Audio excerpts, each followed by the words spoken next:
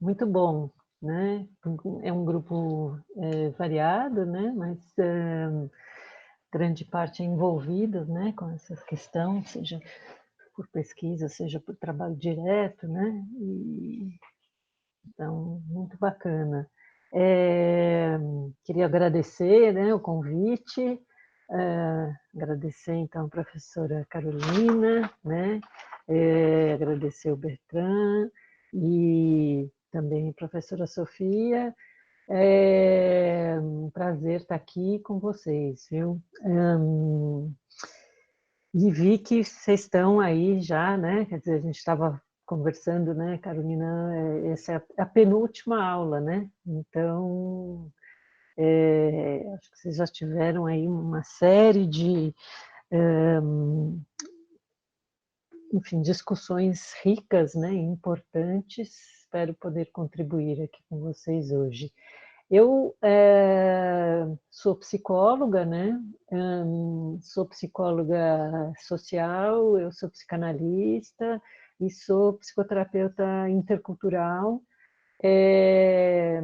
Sou docente atualmente na Universidade Federal de São Paulo, no Departamento de Medicina Preventiva. Fiz minha pós-graduação no exterior, em Boston, Massachusetts, né, nos Estados Unidos, onde eu estudei famílias imigrantes lá, né?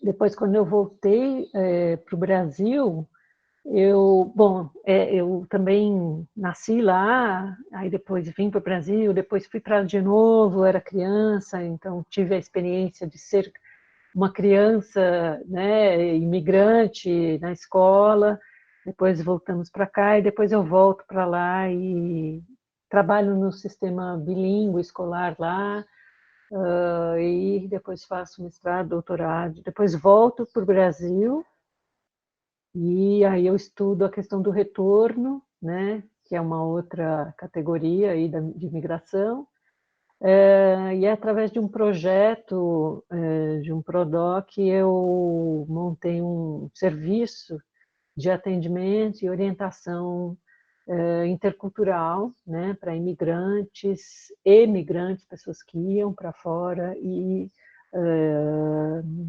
retornados, né, e refugiados. E depois, quando eu entro na Unifesp, continuo com esse trabalho e temos esse trabalho hoje, né, quer dizer, ele vai se modificando e se modificando também em função das demandas que emergem, né, que surgem. Deixa eu ver o que mais que eu posso falar sobre mim. Então eu passei também, vivi na pele essa questão, né, do contato aí entre culturas e não é só uma questão de objeto de estudo, também tem o quanto profissional e a vivência pessoal, né? Que então eu vou compartilhar um pouco com vocês hoje, né? Eu tinha disponibilizado lá aqueles 2 artigos que eu achei que fossem interessantes para trazer essas questões que são mais da ordem do subjetivo, né, do interpessoal, que das implicações que a gente chama das implicações psicológicas, né, do contato entre culturas. Eu vou ver se eu consigo aqui compartilhar, então. Eu não sei porque sempre na hora que a gente quer, não funciona a coisa direito, né? Não, mas vai dar certo. Peraí.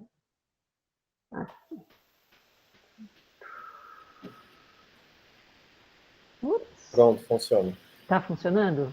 Tá. Só que ele está. Peraí. Tendo que voltar para Ele cima. está com vida própria, né? Está com vida própria. Não, eu estou coisando porque ele, na verdade, estava lá no fim. Tudo bem, né? Está dando para ver. Assim. Ai, essa tecnologia, não, ainda bem que agora a gente vê a apresentação e a gente continua se vendo, né? Porque antes, eu não sei se vocês logo no início da pandemia, você só aparecia a apresentação e você não se via, né?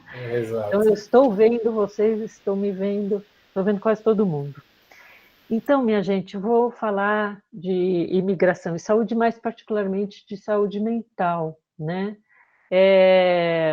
O que eu pensei em trazer é um pouco, né, definição da saúde, né, a questão do modelo biomédico, que contrasta com o modelo biopsicossocial, saúde mental, né, o SUS, saúde e interculturalidade, a abordagem intercultural na psicologia, né, e psicodinâmica, identidade psicossocial, e aí considerações finais, né. E aí eu queria propor que, assim, qualquer coisa, pergunta, não ficou claro, né, porque, assim, a gente tem pessoas de diversas áreas aqui, né, e às vezes a gente está tão dentro da nossa área, né, que acha que todo mundo entende tudo que você está falando, né, então tem a interculturalidade interdisciplinar também, né, então qualquer coisa, por favor, vocês podem falar, né, me perguntar. Bom, então, saúde, né? Como que se define saúde? Bom, então a Organização Mundial da Saúde já né, descreve a saúde como um estado de completo bem-estar físico, mental e social, né? E não apenas um estado de ausência de saúde, né? Então, com isso, a gente vê uma mudança do conceito de saúde, de um modelo biológico, né, para um modelo que a gente chama de biopsicossocial, né? Enquanto que no modelo biológico, né, a pessoa fica reduzida, né, à doença, e infelizmente isso ainda é muito presente, né? Então, a gente tem, né, em alguns hospitais, né, os médicos referem, né, ao paciente como assim, aquele fígado suporado, não sei o quê, né, na ala tal, e a pessoa fica reduzida, né, ao sintoma, à doença, né, o que contrasta com uma consideração aí biopsicossocial que considera, inclusive, o trabalho em prevenção e promoção de saúde, né? Então, você não tem mais só uma pessoa sendo doente ou saudável, né? Assim, saúde e doença é um contínuo, né? Quer dizer, não é esse binarismo, né?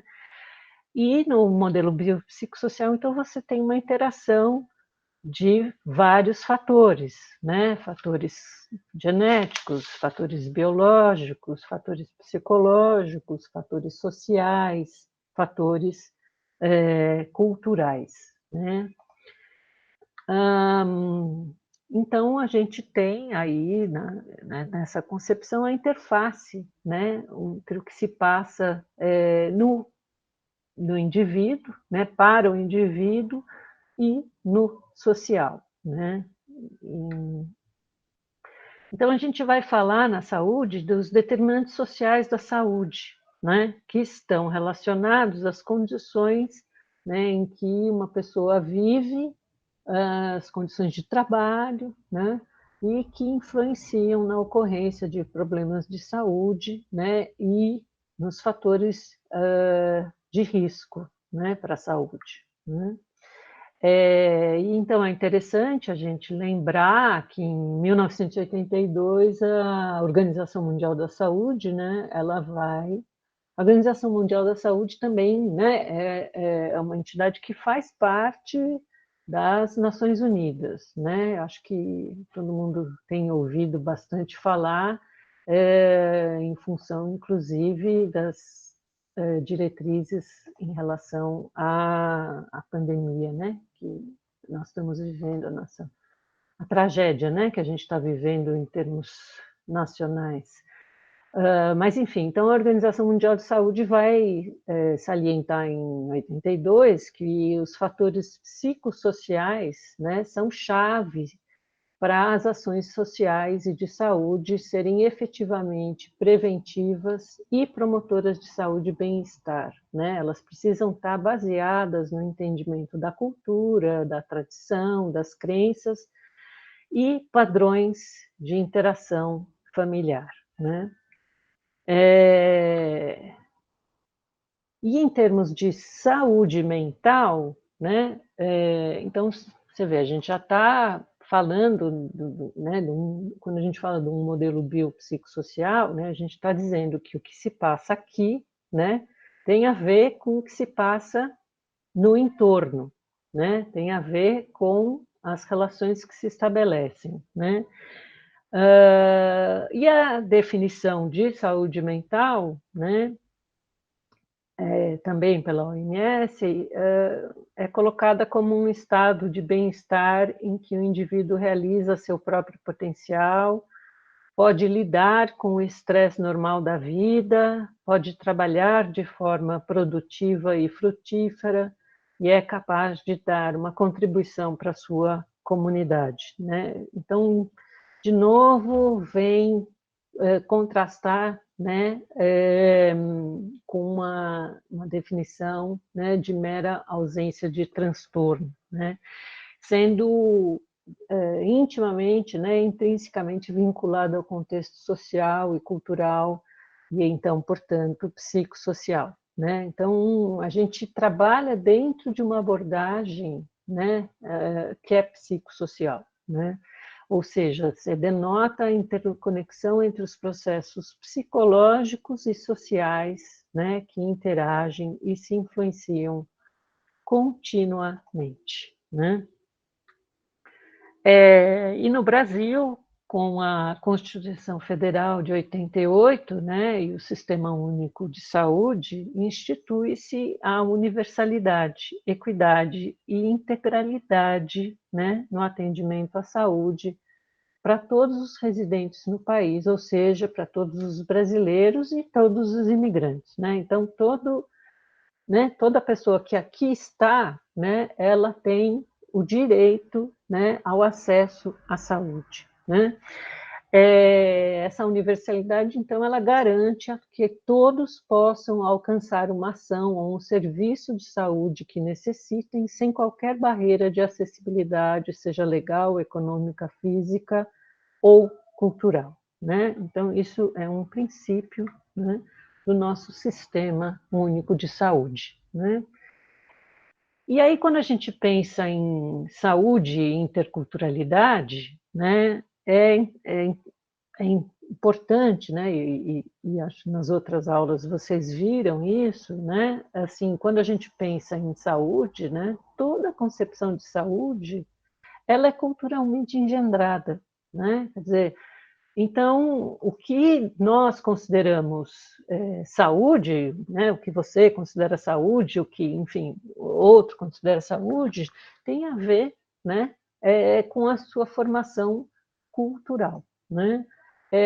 Diferentes visões de mundo estão relacionadas a formas distintas de compreensão, então, do que é saúde, né? E da mesma forma, você tem diferentes maneiras, né, de alcançar a saúde, de realizar a promoção e o cuidado, né?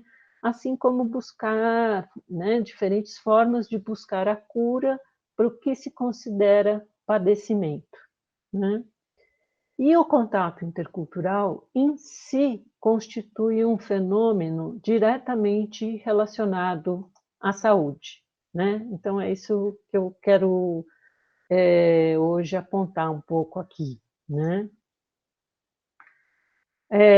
Então, quando a gente fala em contato entre culturas, né, isso já foi mencionado, né, acho que nas aulas anteriores, a gente está falando, né, de diferentes concepções, então, de saúde, diferentes concepções de tudo, né, assim, diferentes concepções de homem, diferentes concepções de mulher, diferentes concepções de educação, diferentes concepções de educação infantil, do que é uma criança, né, enfim. E isso fica muito... Eu coloco a questão do cumprimento como uma metáfora para a gente entender um pouco, né, esse contraste, né, e as implicações deste contato.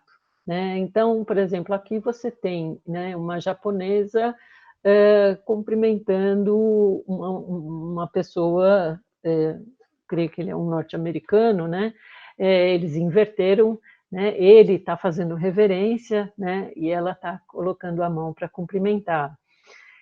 E é isso. Se você, por exemplo, vai para um país, né, em que o cumprimento, né, se dá através de uma reverência, né, ou seja, se inclina, né, as pessoas se inclinam para cumprimentar no Japão, e você vai lá, imagina, eu sou, né, venho de uma cultura tão afetiva, tão calorosa, e você pega e começa a abraçar as pessoas, né?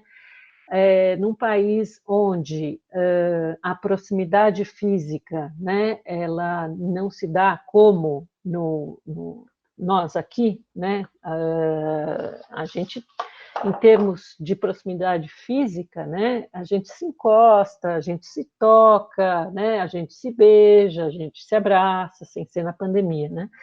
E isso contrasta muito, né, então, com outros países.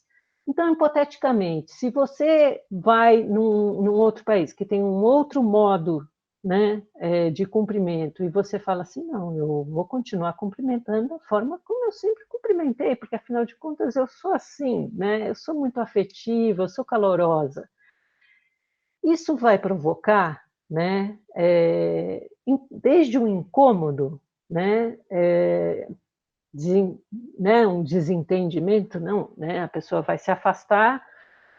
Isso aconteceu comigo, não que eu tenha querido sair abraçando todo mundo, não foi isso, mas, por exemplo, eu lembro no meu primeiro dia de aula nos Estados Unidos, depois da aula, fiquei bastante, né, estimulada pela aula, saí e tinha um colega, eu toquei no ombro dele, né, e sorrindo, falei assim, nossa, ele olhou para mim, né, se afastou e atravessou a rua. E eu fiquei pensando, nossa, o que eu fiz, né, para receber aquele olhar de tanto estranhamento, né?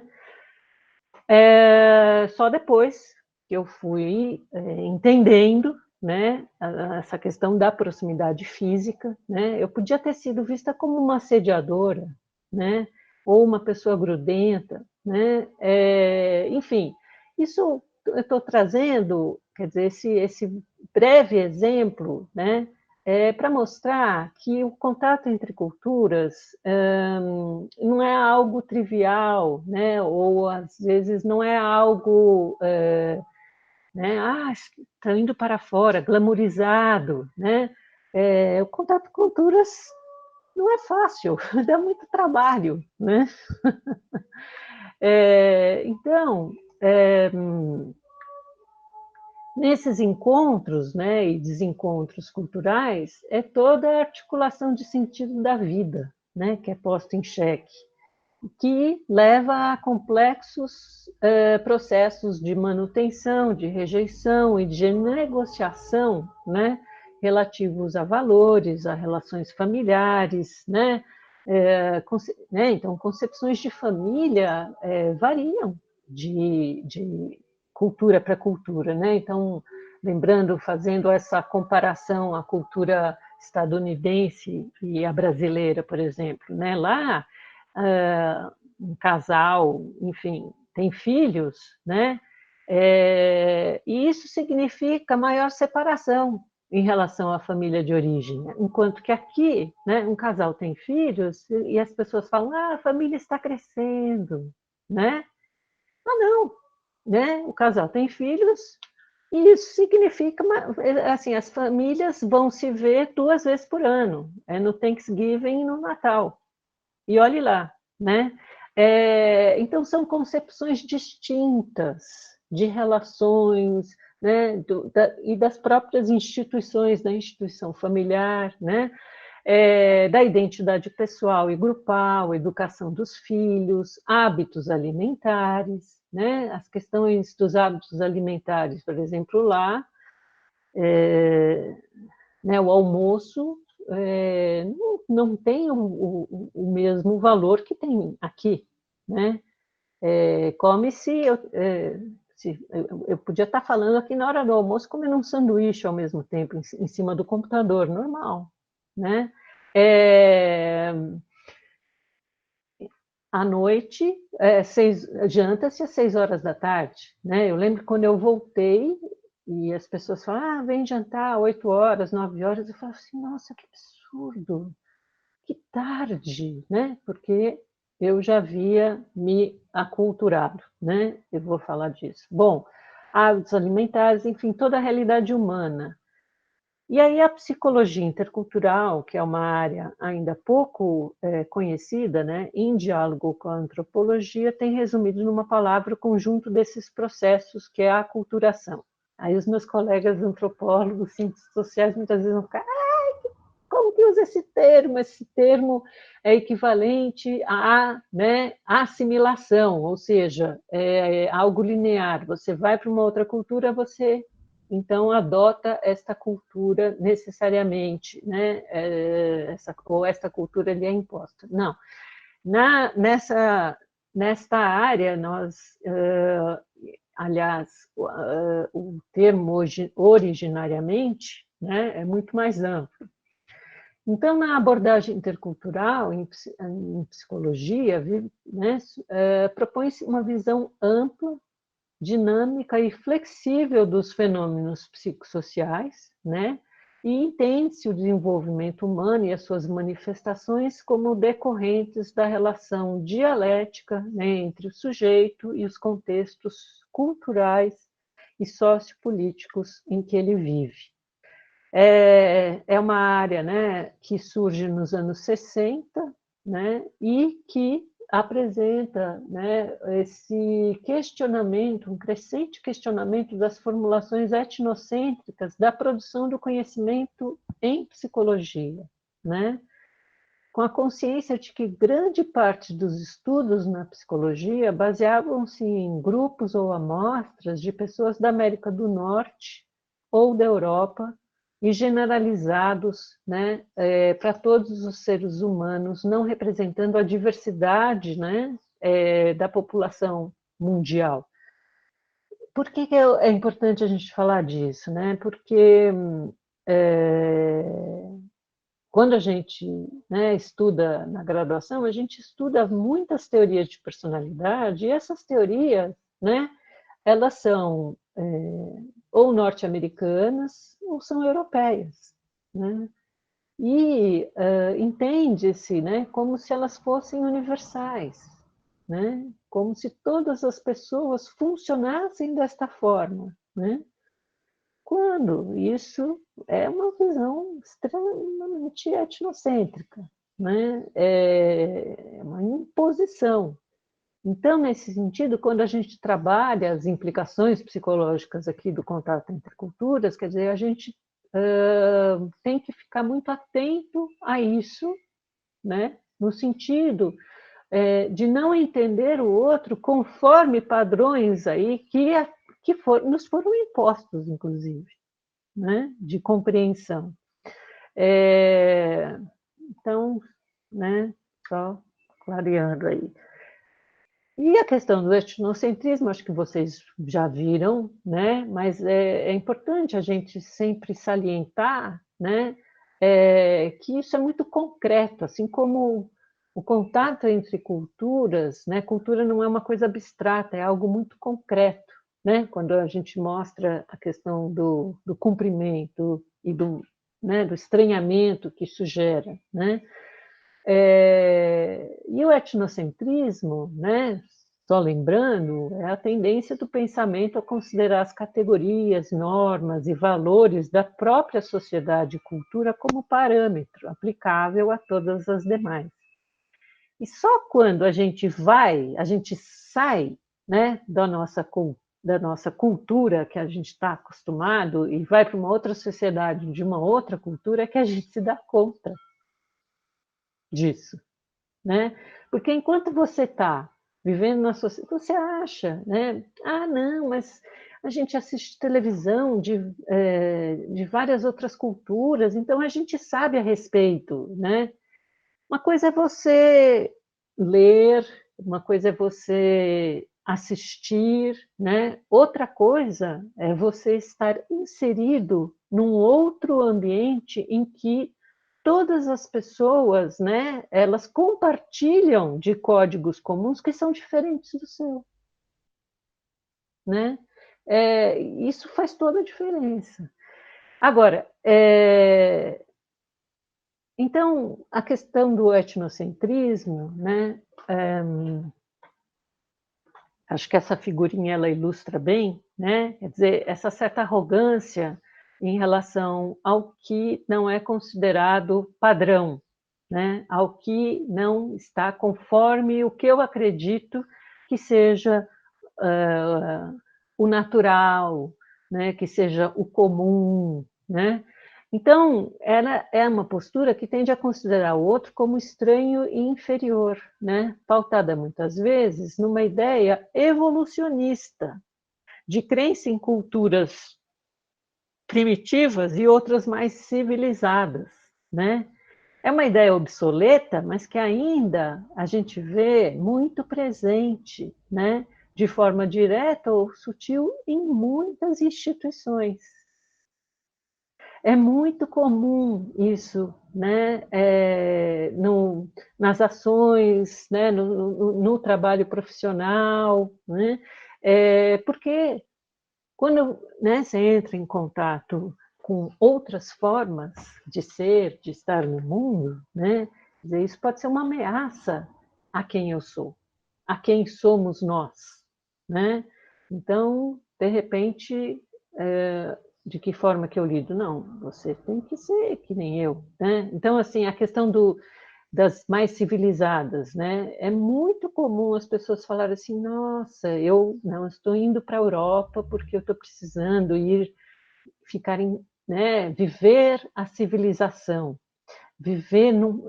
estar num país mais civilizado, né? Porque olha aqui, nossa, essa barbaridade, né? Nós somos assim, é um atraso, né? Nós somos um atraso em termos civilizatórios, né? É muito comum a gente ouvir isso, mesmo na universidade, né? Então, assim, a gente precisa estar atento a isso, né? Para não ser que nem este senhor que está aí nesta foto, né? Achando que não, o meu é melhor, né? Nós sabemos mais, né? Então, na abordagem intercultural, né, o denominador comum corresponde à suposição de que, em termos, né, psicológicos, os processos psicológicos eles são compartilhados por todos os humanos, né? Mas a forma deles de se desenvolverem e se expressarem vai variar conforme a cultura, né? Então, as nossas emoções. Ah, mas todo mundo tem raiva, todo mundo tem tristeza, né? Sim, mas a maneira como isso vai ser compreendido, a maneira como isso vai se expressar, né, vai variar de cultura para cultura, né? Ou seja, em termos de grau, seja em termos do que isso significa, né? Seja termos como isso se expressa, né? Quer dizer, então é comum a gente ouvir assim, nossa, mas aquele pessoal eles não expressam, né, indignação, não expressam raiva, né? Eu ouvi isso inclusive em relação aos brasileiros, né?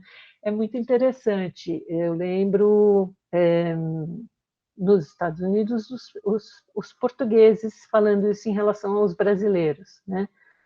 Os brasileiros está sempre tudo bem, está sempre tudo joinha para eles, né? Então a mãe está no hospital e aí você chega e pergunta, está tudo bem? Tudo bem, né? E a mãe está lá morrendo, como é que pode, né?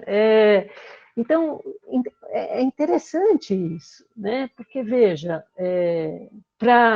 em geral, né, para os brasileiros, a questão, né, do cumprimento, de novo, né?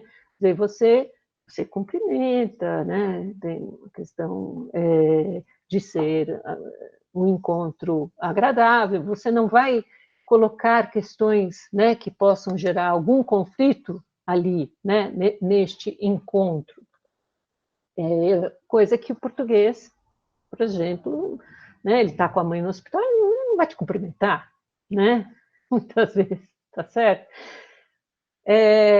O americano é a mesma coisa, né? Quer dizer, então, são diferenças, veja, que até a pessoa entender o que está se passando leva um tempo, né? Porque são normas, são códigos sociais distintos, né? De sociabilidade. Então, quer dizer, o contato entre culturas ele é naturalmente gerador de estresse, né? E é interessante colocar isso, né? Porque assim, veja, no sentido de que todo mundo vai passar, né, por uma situação de estresse quando entra em contato com uma outra cultura.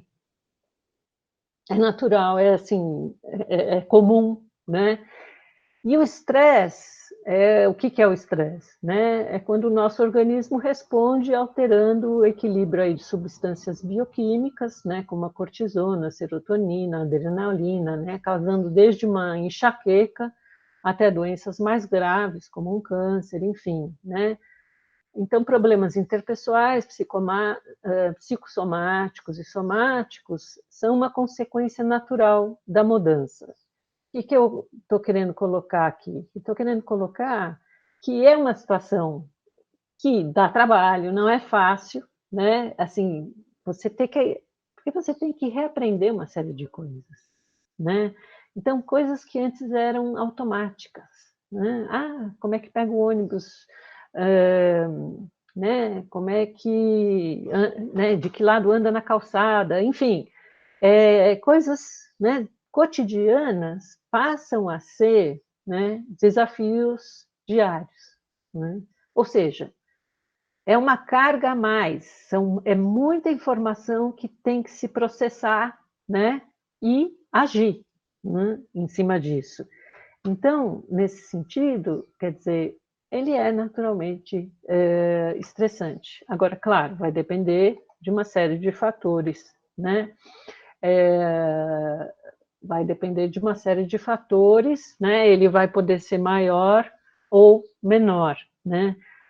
Desde fatores aí que então estão relacionados a características individuais, né? Até fatores contextuais.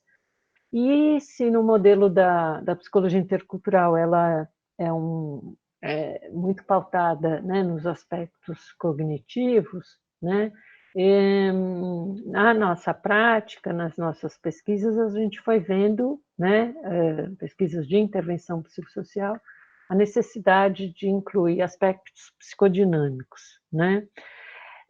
Então, só lembrando da definição originária, né, a aculturação ela compreende os fenômenos que surgem quando grupos de indivíduos de culturas diferentes entram em contato, né, direto e contínuo, ocasionando mudanças nos padrões culturais de um ou de ambos os grupos. Né? Então, aqui eu fiz uma adaptaçãozinha de um modelo do John Barry, que é um dos fundadores aí da psicologia intercultural. Então, quando a gente está, né, estudando aí a imigração, né, para pesquisa e políticas e aplicação, né, a gente lança a mão, né, dos fatores contextuais. Então, a gente vai estudar, né, antropologia, demografia, economia, ciência política, sociologia, né, e aqui eu acrescentei história, né, linguística, literatura e arte. Em muitos cursos os alunos falam, mas é muita coisa, eu não consigo, né? Mas é muita coisa mesmo. Agora, eu sou psicóloga, eu não sou historiadora, eu não sou socióloga, mas eu vou lançar mão, né? Enfim, do conhecimento destas disciplinas para entender, né, o que eu represento para o outro, o que o outro representa para mim, né? Em termos, qual é a história desses países, do contato desses países, né? Para a gente ter aí, né, uma psicologia da imigração. Então, quer dizer, a gente vai entender esse processo aculturativo e essas relações intergrupais, né, nos baseando muito aí também nesses fatores contextuais. E aí a gente pode ter, então, as implicações para as políticas e programas, né, a partir desta compreensão contextual, ou seja, de novo, né, é psicossocial, o que se passa aqui tem a ver com o que se passa no entorno, né, e entendendo, né, que as questões específicas próprias, né, do contato entre culturas, das implicações psicológicas do contato entre culturas, né. Agora, claro, o que se passa aqui, então, tem a ver com o entorno, né? Então, nesse sentido, todo modelo tem limitações, né? Mas, enfim, é interessante, o John Barry ele vai falar de estratégias, né, interculturais, em grupos dominantes e não dominantes, né? Então, assim, numa sociedade, né, que, por exemplo, que é um cadinho, né, um melting pot, né, como a sociedade estadunidense, né, quer dizer, então as pessoas para lá vão e requer-se que elas assimilem aquela cultura, né? Então, veja, a estratégia, né, da pessoa ou da família pode ser de assimilação, né, mas pode não ser.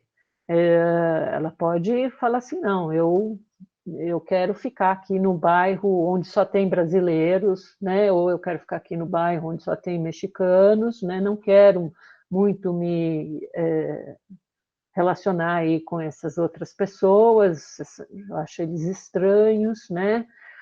Quero manter aqui falando a minha língua, não estou afim de aprender essa língua estranha, acho essa cultura muito individualista, tal, vou ficar aqui entre os nossos, né? E adota-se uma estratégia aí de separação, né?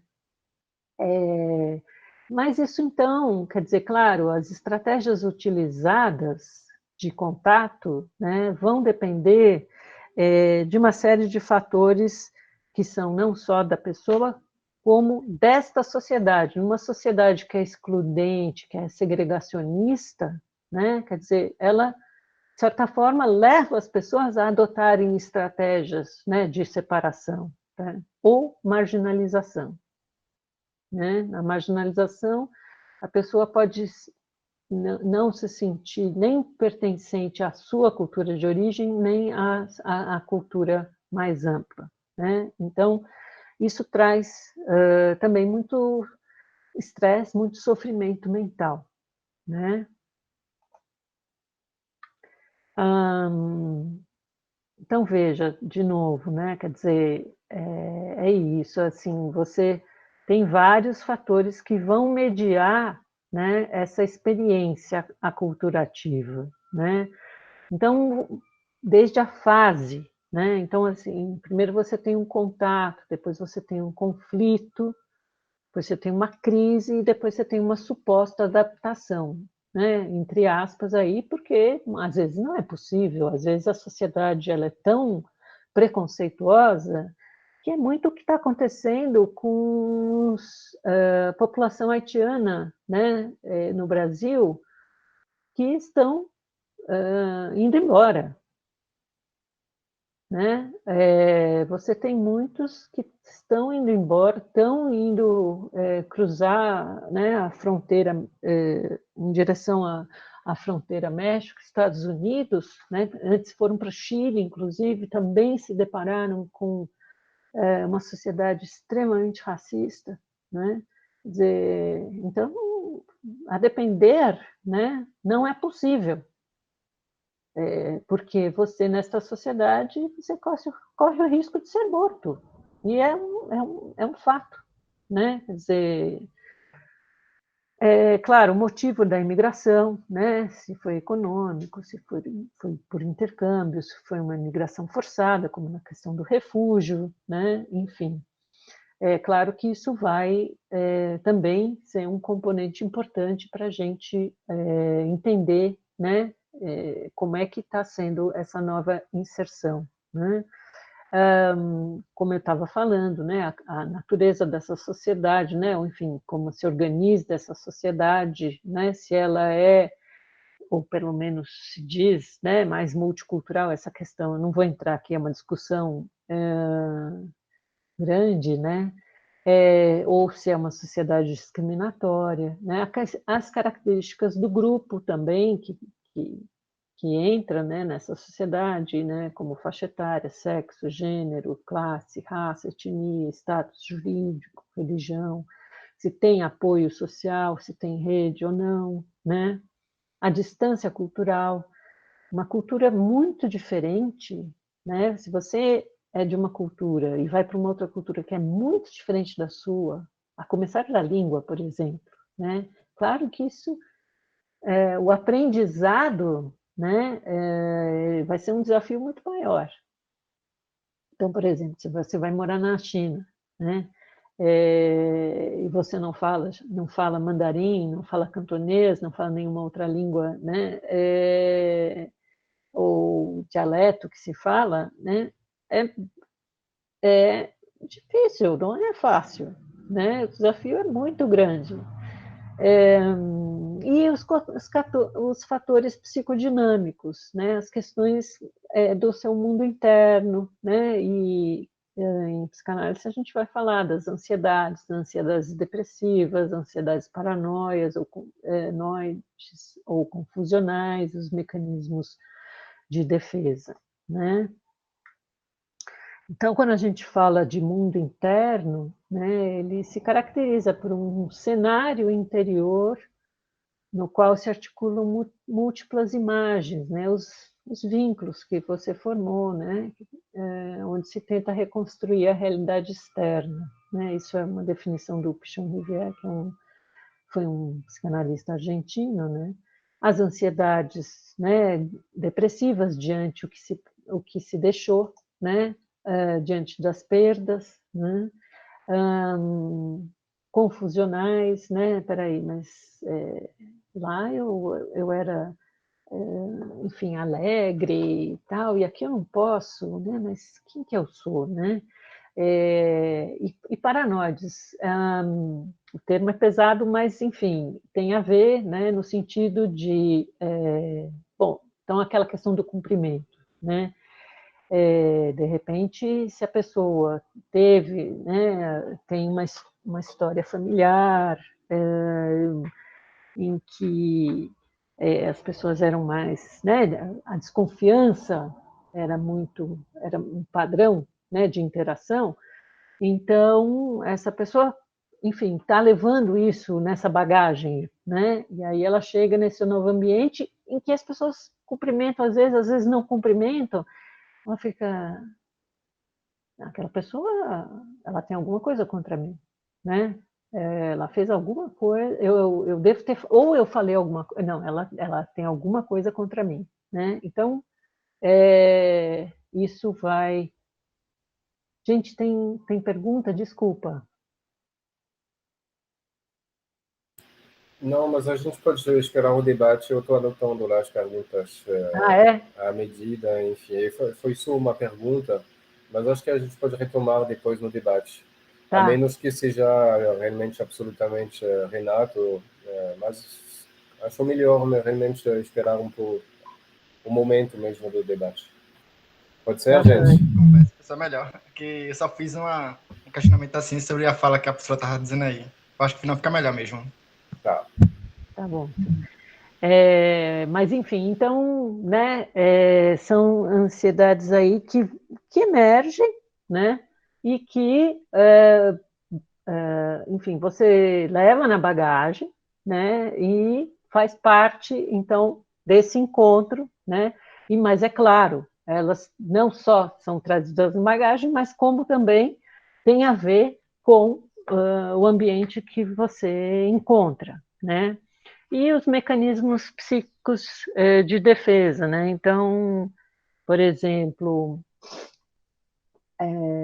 a idealização, né? É um mecanismo psíquico de defesa, né? Não, mas aqui é tudo maravilhoso, eu adoro aqui é ótimo, né? E não se lida com as dificuldades, né? Com o que ficou para trás. Não, eu não sinto saudades alguma, imagina, de jeito nenhum, né? Quer dizer, uma negação aí misturado com uma idealização. Então, né, são questões aí de funcionamento que também vão estar entrando em jogo, né? Porque está entre dois mundos, né, da cultura de origem e da cultura hospedeira, significa a gente adentrar diferentes jogos de espelho, né? A maneira como me vem, né, é como eu também vou acabar me percebendo, né? Então, o espelhamento que recebemos por parte dos membros, né, da sociedade de acolhida pode afetar tanto positivamente quanto negativamente, né, o sentimento de competência e valorização de si, né? Quer dizer, isso em relação a tudo, né?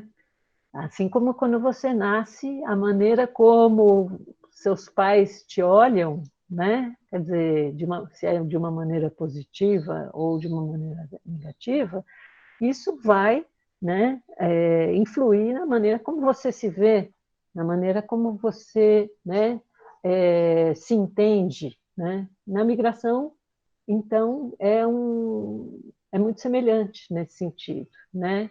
Então, a imigração, ela impõe desafios para o sentimento de si, né? E a identidade nos remete à pergunta quem eu sou, né? E é uma das questões cruciais, né? Quando se adentra uma nova cultura, porque é aquilo, né? De repente, você está num ambiente em que a maneira como você se entendia, né? Não corresponde, né, à maneira como você pode agir ali, né? Então você vai ter que também você muda, né? Então nesse sentido, quer dizer, a nossa identidade ela é psicossocial, né? Ela não existe senão contextualizada e como um processo, né? Então a ideia de processo ela é fundamental, né? Então eu estava falando de processo aculturativo, né? Então é um processo de mudança cultural que você vai vivendo, né? Então eu fui para o Japão, por exemplo, né? Eu lembro que quando eu voltei, né?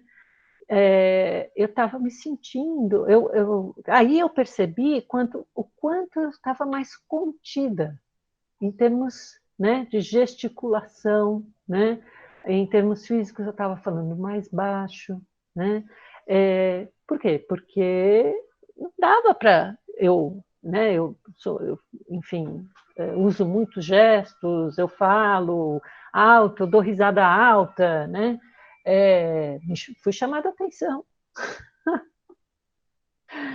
Ai, foi tão engraçado. Assim, é uma infantilização, inclusive. Quando você muda, você sente uma infantilização, né?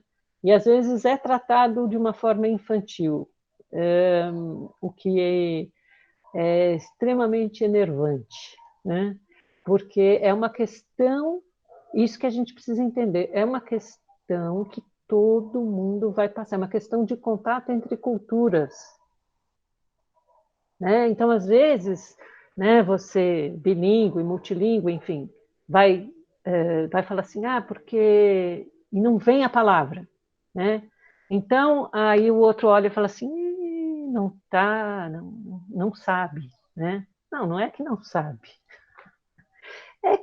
É que está com diferentes sistemas e estruturas, né, linguísticas, né? Está lidando com isso, né? Mas, enfim, então, voltando à questão da nossa identidade, tem a ver com o contexto, né? Então, a gente interioriza os vínculos que estabeleceram conosco e nos vinculamos a nós mesmos, né, pelo espelhamento recebido. O que quer dizer isso? Né? Se eu sou tratada, né, com desmerecimento, não, você sabe, não é assim, não, olha, falou qualquer coisa, não, mas imagina, né? Eu vou acabar achando que, de fato, as minhas ideias não têm valor, né? Eu acabo internalizando isso, né? Enfim, vamos passando para frente. Então, a avaliação dos elementos de identificação, né, são atravessados por representações coletivas, né, hierarquicamente consideradas positivas e negativas presentes na história e no momento do ciclo vital de cada um, né? Então, presentes na história, história é o H com maiúsculo, né? Porque, de repente, vamos pensar, né? Antes do que está acontecendo atualmente no Brasil, né? A gente ia para fora, ou as pessoas falam, nossa, Brasil, que máximo, né? Que legal. Agora, né? As pessoas falam assim, nossa, que horror, hein? Que horror. Então, veja, tem a ver, né? O como nos vem tem a ver, né, com as representações que são históricas, né? Então, de novo, né, sempre um conceito relacional, contrastivo, resultado de um processo de negociação com uma dimensão política sem a qual é impossível entendê-lo, né? Aqui mesmo no Brasil, a gente, durante a Segunda Guerra, por exemplo, né, foi proibido se falar alemão, foi proibido se falar japonês, né, em função, né, das questões políticas do momento, né? Identidades culturais são os aspectos das nossas identidades que surgem do pertencimento a culturas étnicas, raciais, linguísticas, religiosas e nacionais, como lembra, né, Stuart Hall, e estarão também sempre em constante negociação. Então, eu estava falando do Japão, né? Muitos brasileiros, quando foram descendentes, né, quando foram morar no Japão, lá se deram conta do quão brasileiros eram, né? Então, se deram conta da sua identidade cultural. O Japão esperava que os nipo-brasileiros fossem ser, né, como os japoneses lá, e, de repente, os brasileiros, os nipo-brasileiros, né, que também foram em busca lá, claro, tem toda uma questão econômica, né, tiveram que sair, né, mas chegaram lá achando que iriam, alguns falavam japonês, inclusive, mas falavam um japonês que era o japonês arcaico, né? Então, até os japoneses lá falavam, nossa, você fala o japonês dos meus avós, né? E até se tornaram objeto de estudo linguístico. É muito interessante, né? Então, a identidade psicossocial, segundo o Erickson, né, que foi um psicanalista, caracteriza-se por um entrelaçamento concomitante, né, entre o subjetivo e o objetivo, individual e social, né? Então, de novo, que eu estava dizendo, é uma complementariedade, né, entre a história pessoal, a história familiar e a história, né, com H maiúsculo. Então, a identidade ela é definida historicamente, né, e não biologicamente. é um sistema construído, então, pela inter-relação, né, desses 3 componentes. O autoconceito corresponde a quem cada um é para si mesmo, os fatores sociais interiorizados, né, como cultura, crença, educação, enfim, e a forma como se é percebido pelos outros, né? Isso Skiminano, da Organização Internacional para as Migrações, coloca, né? Então, a experiência migratória ela pode ser, né, vivenciada de diferentes formas, conforme uma série de marcadores sociais. Gente, eu estou pensando no tempo. Nossa, eu estou falando já há bastante tempo, né, Bertrand?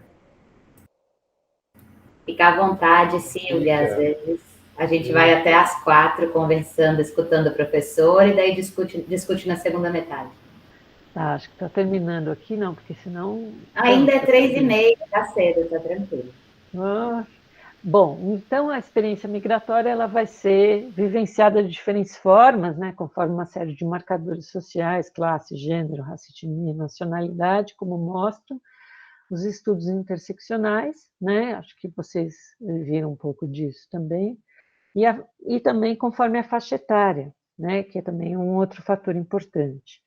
Então, cada pessoa vai ter reações emocionais e cognitivas para com o processo migratório também conforme o estágio de desenvolvimento, isso em termos da psicologia, né? A gente fala desenvolvimento psicológico em que se encontra. Então, por exemplo, numa mesma família, né?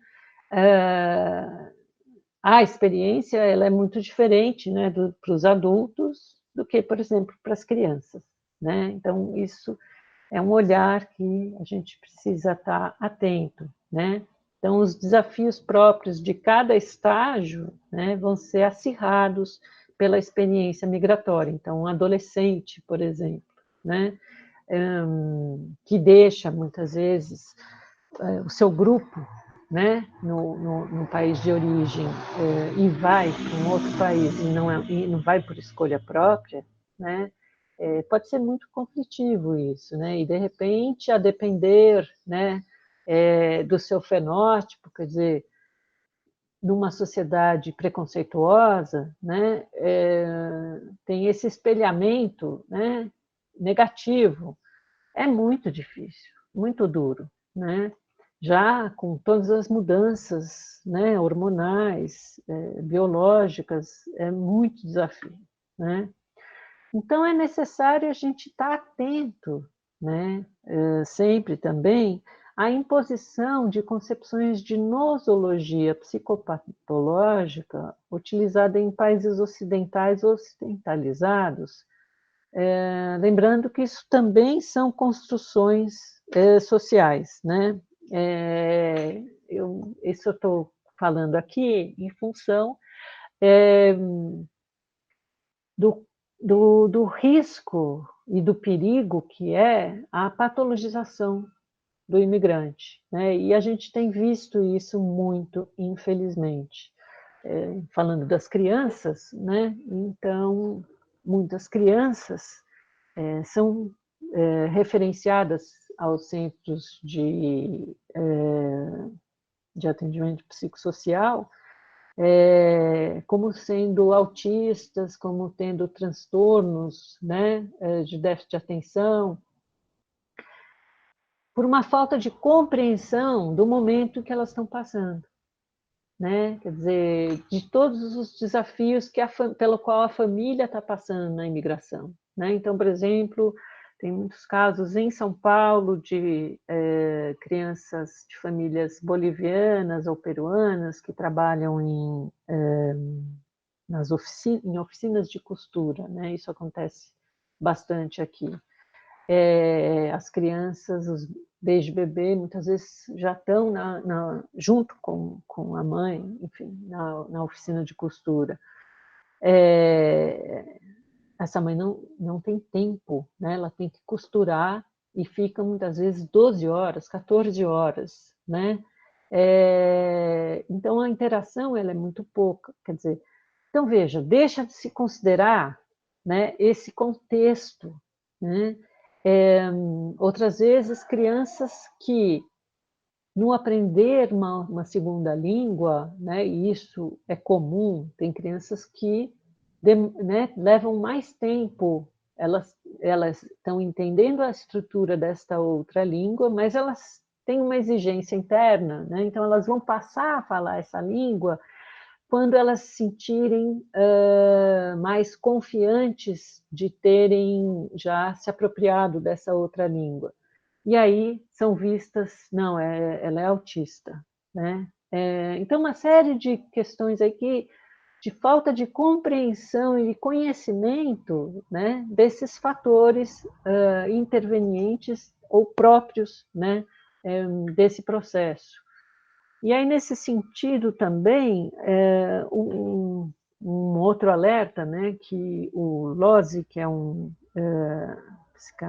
psiquiatra, terapeuta familiar italiano, faz, né, é em relação às pessoas que trabalham com refugiados.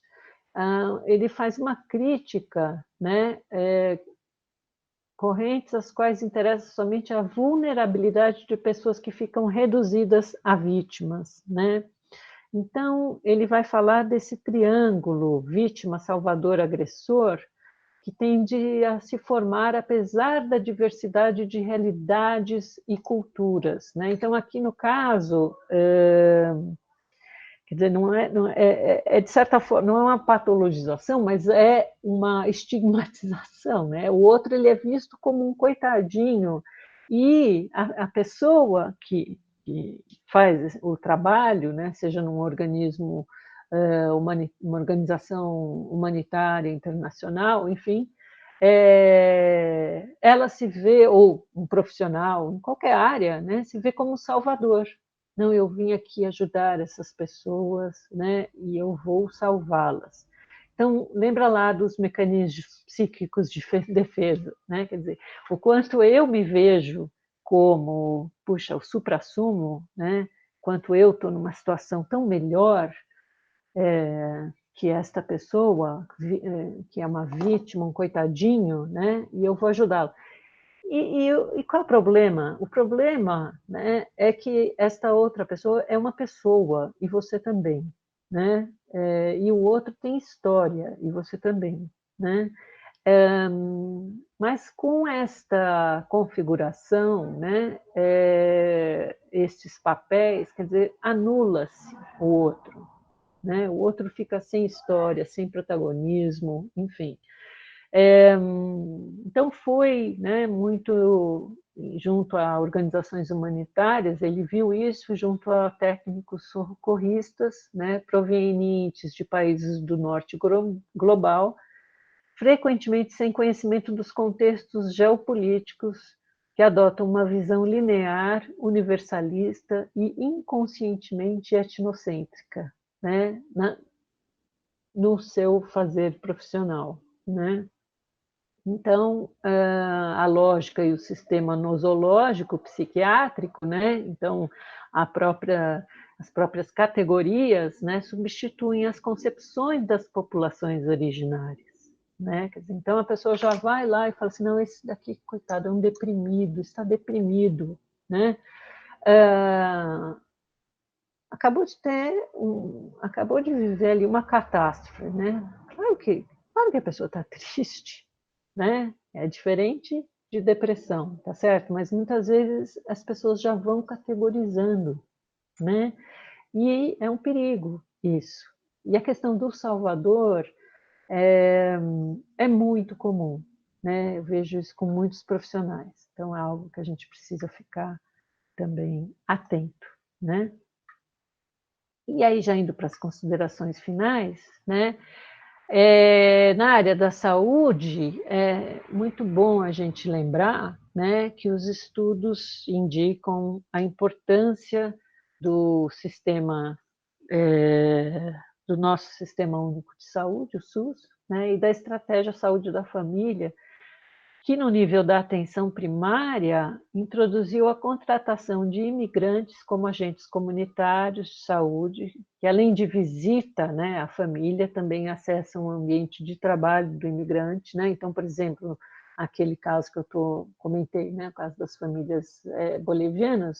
Então, o agente de saúde boliviano, isso aconteceu numa UBS, na Unidade Básica de Saúde no Bom Retiro, né, vai lá e então as pessoas têm muito mais, se sentem muito mais à vontade, né, e, enfim, falam a mesma língua, né, e com isso acessam, né, também o atendimento, né, a UBS.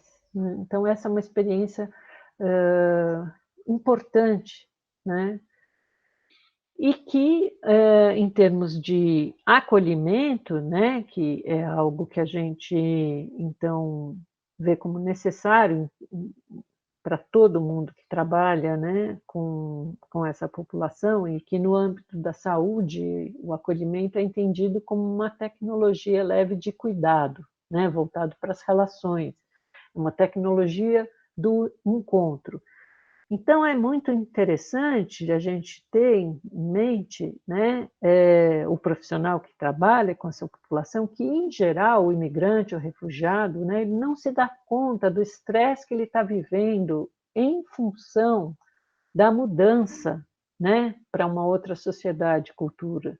Então, veja, daí a importância do profissional desta compreensão, né? Porque a partir desta compreensão, quer dizer, ele vai poder acolher esta pessoa, né? Que muitas vezes está lá com muita coisa na cabeça e tal, mas ela não atribui isso, né, a todos esses desafios que ela está enfrentando. Ela está achando que o problema é ela, né? Não, é eu que não consigo, eu não consigo, eu não consigo. Ou, enfim, muito comum entre casais, né? Se antes no país de origem tinha uma rede social, essa rede social, né? Quer dizer, a gente sabe, a rede social se desfaz, né? É um paradoxo, que é justo quando precisa de rede social, não tem, né? Vai ter que formar uma nova rede social. Então, no casal, um começa a atribuir ao outro coisas que antes era compartilhado com a sua rede social. Não, é você que não procura as pessoas, é você, não, é você e tal. E isso tem a ver com esse momento, né? Então, assim, o profissional tendo essa compreensão, quer dizer, ele vai fazer um acolhimento de uma forma diferente, né? Então, a gente fala que a postura intercultural do profissional ela vai se caracterizar, né, por autoconhecimento, reflexão sobre o que é considerado conduta adequada ou inadequada na própria cultura, né? Ou seja, não naturalizar, eu tenho que ter consciência do que é a minha cultura aqui, né? A habilidade de compartilhar de visão do mundo do imigrante, né? E não ficar culturalmente encapsulado, compreender as forças sociopolíticas que afetam aquela pessoa ou o grupo, como racismo, classicismo, sexismo, e ter um domínio eclético no caso da psicologia, né? A psicologia é uma colcha de retalhos, né? De técnicas e teorias, e a capacidade de escolher a mais apropriada para o caso em questão, né?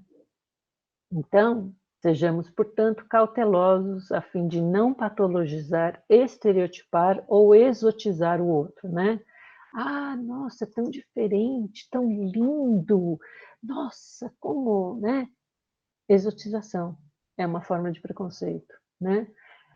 Muitas vezes aspectos culturais ficam também essencializados. Então, é comum, eu vi profissionais falando assim, não, porque eu já atendi muitos congoleses, porque os congoleses são assim, e aí generaliza, né? O Congo é um país imenso também, um país grande, né? Várias etnias, diferentes momentos históricos, né? Quer dizer, é como se falasse, não, porque então os brasileiros são assim, né? Nós temos várias culturas, né? Culturas regionais são importantes, né? Mesmo, enfim, várias diferenças, né? e fica ali, essencializado, absolutizado, né? Como se não fôssemos seres de processo e dinâmicos, né? Então, nesse sentido, quando a gente fala de processo aculturativo, é muito diferente você ver uma pessoa que acabou de chegar de uma pessoa que já está há 10 anos, né? Ela já entendeu o sistema, ela já incorporou, tanto é que se ela retornar para o país de origem, ela vai ser uma semi-estrangeira lá, né? Então, deparamos-nos com ideários teóricos e técnicos pautados em atitudes assimilacionistas, como se dissessem, se veio para cá, que se ajuste ao modus vivendi e às nossas formas de tratamento, né? Isso na área da saúde é fundamental, a gente precisa entender outras formas, entender, inclusive, que o nosso sistema, né, apesar de ser universal aqui para todos, né, em outros países há outros sistemas, né? Então, muitas vezes as pessoas não estão acostumadas em como o sistema aqui funciona, né? Então, o exercício da empatia, de se colocar no lugar do outro, é fundamental. Amanhã todos podemos estar na situação e, então, seria melhor ser acolhido com compreensão das implicações do processo aculturativo ou um olhar que espera uma assimilação à cultura vigente no sentido de anular formas outras de ser, pensar e sentir, né? Então, é isso. Aqui eu coloquei o link para o nosso... aqui é o nosso projeto de extensão que a gente realiza, né? Tem uma equipe muito bacana, né? Formada por psiquiatras, psicólogos, e aqui é o nosso grupo de pesquisa. A gente tem reuniões mensais em que a gente faz apresentações de projeto, enfim, discussão de temas que nos são interessantes do momento. Acho que é isso, minha gente. Vou interromper o compartilhamento.